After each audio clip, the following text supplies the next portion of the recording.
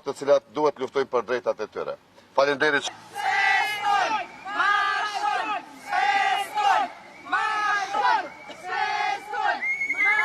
Marshojmë, s'festojmë, do të thotë që jemi mbledhur të gjithë së bashku.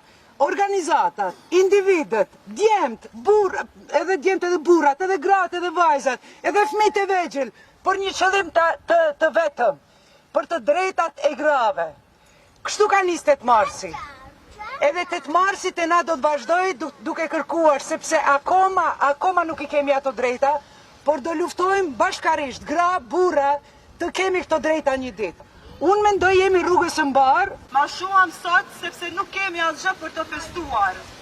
Të bashkuara, na kërkojmë drejtësi gjinore dhe shoqërore në Kosovë. Duke marshuar sot, kundërshtuam çdo lloj të padrejtësisë që shtrohet ndaj grave.